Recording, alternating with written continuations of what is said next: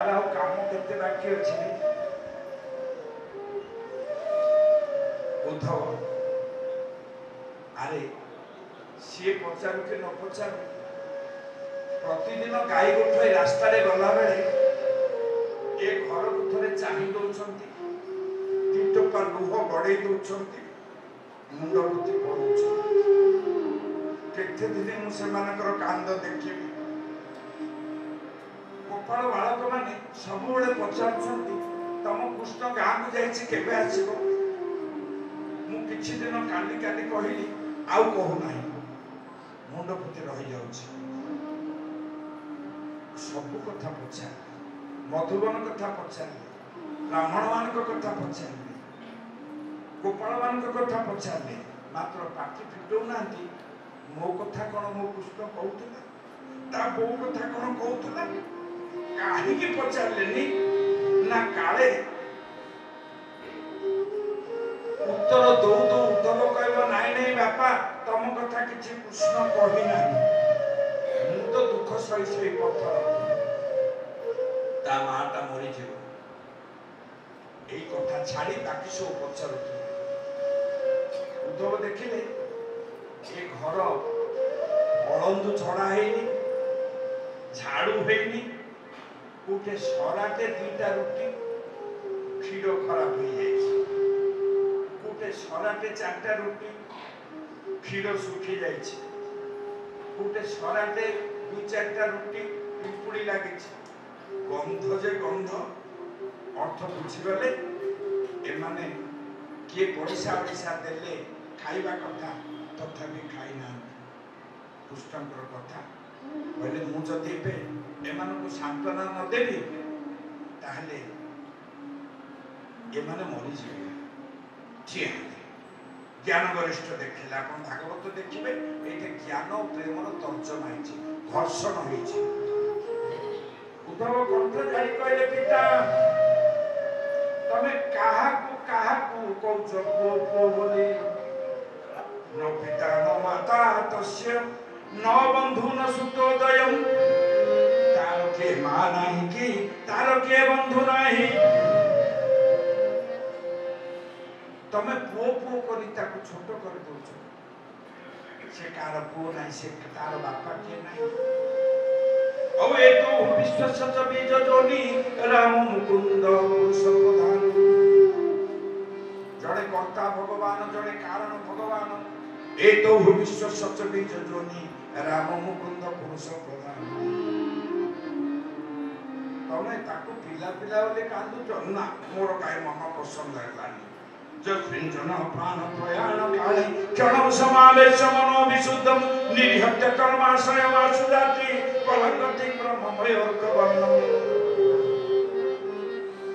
प्राण प्रयाण समय रे जो अर्कवर्ण देखिले जीव मुक्ति हो जाए से होची से परम ब्रह्म नारायण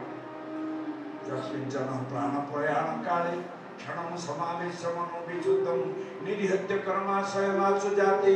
परागति ब्रह्ममय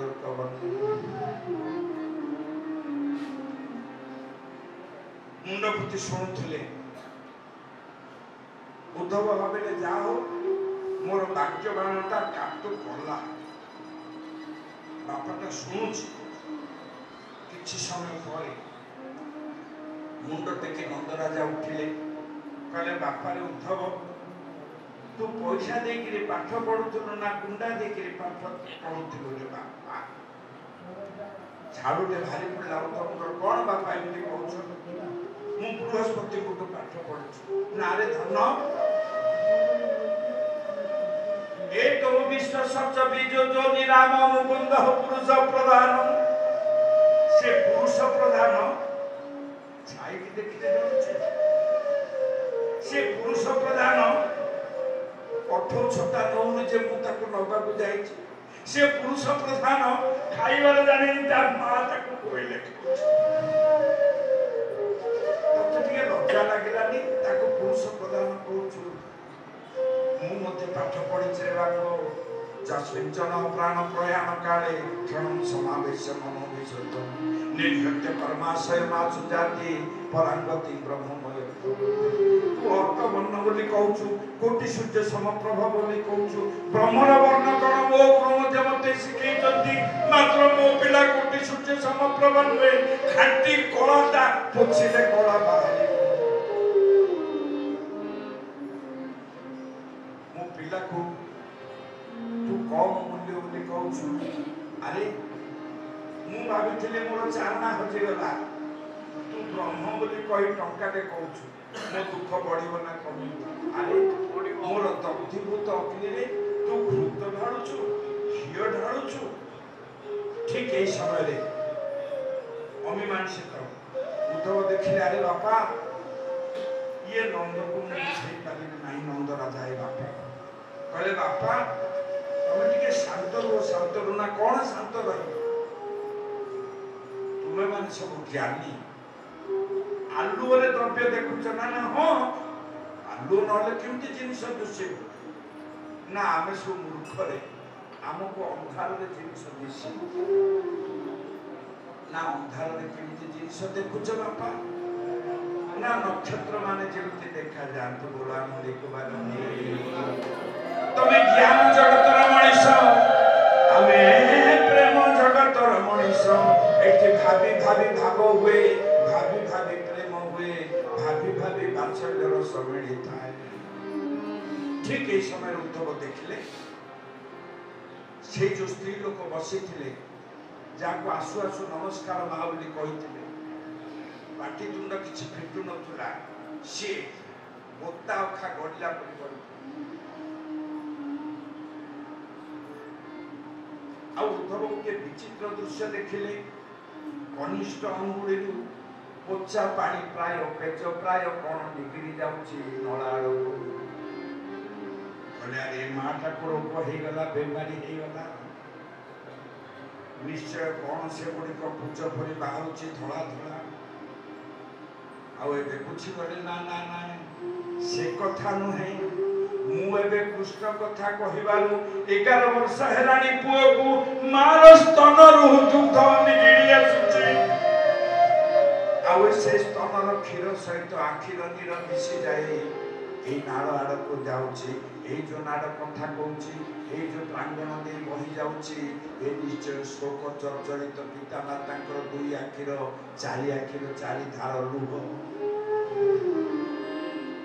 काशी देले टिके कहले बापा संध्या हेलानी उद्धव भाबिले मु नकरे एठु बंची पारिबी संध्या हेलानी मु संध्या आनिक करबा को जिबी नुआ पिला जाका देखिनी रास्ता पचारी जिबी गाधी पाधी कि आसुची आ मु आज जाऊ नाही जिका कथा उठितेला ना मु आज जाऊ नाही आपण मान को शांति छाडी मु जाऊ नाही शांति देख लीजिए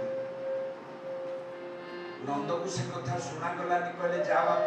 पचारी जीव नुआ पिला जमुना जल में स्नान सारी आसो गला बेले जाइथिले बाटरे गोपी माने थिले गोपी माने परस्पर कथा होतले जे आलो ए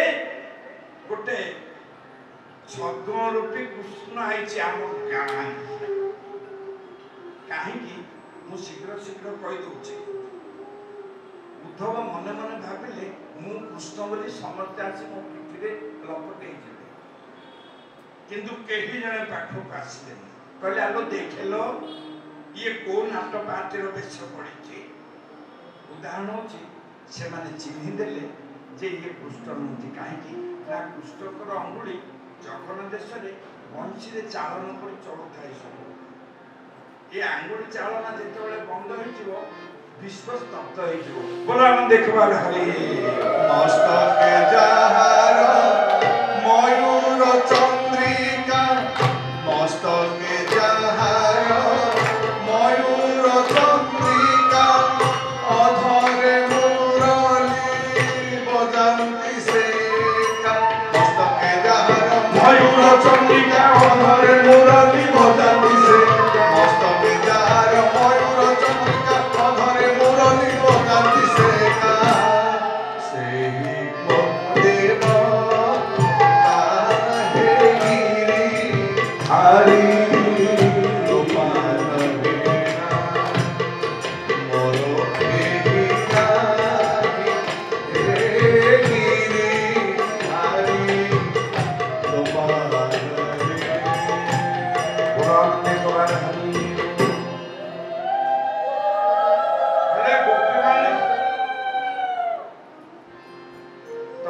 भाषा कथा व्यवहार जान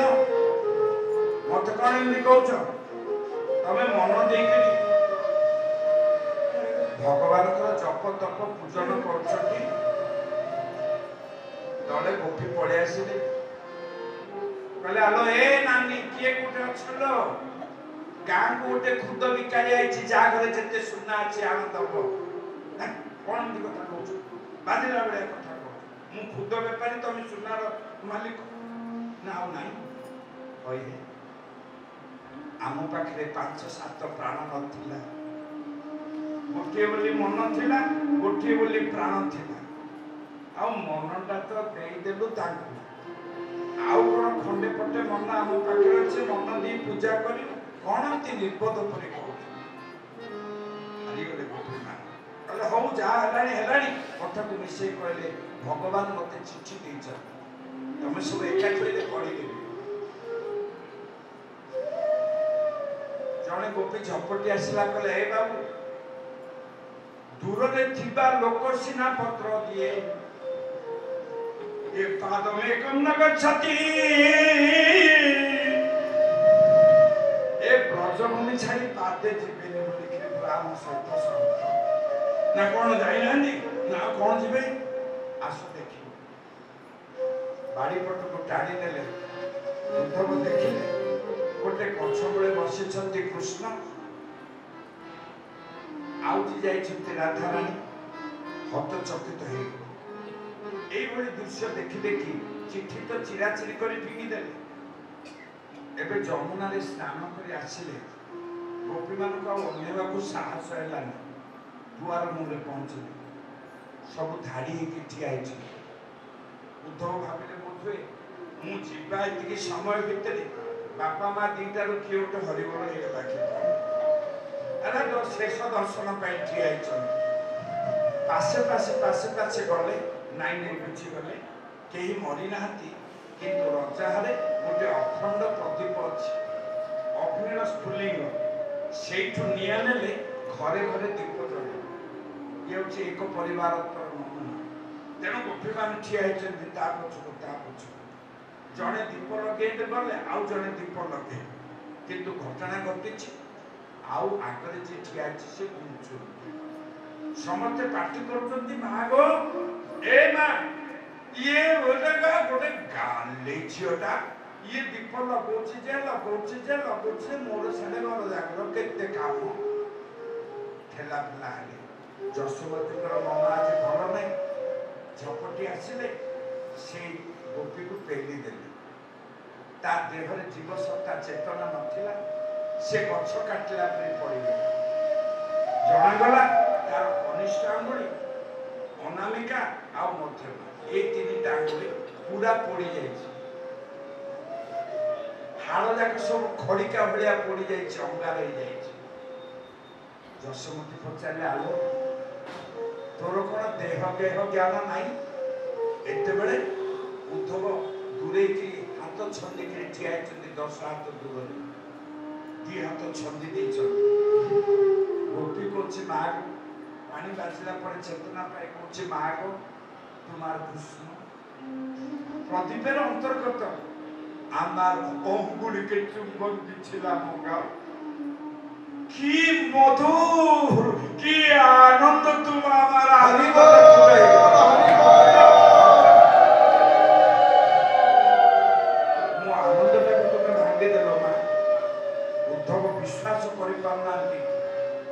जे जाक मु अनपढ़ गोपी कहूली एमान ना देह ज्ञान अच्छे ना मन ज्ञान अच्छे ना प्राण ज्ञान अच्छे धन्य गोपी धन्य तुमर महिमा मु स्थान छाड़ी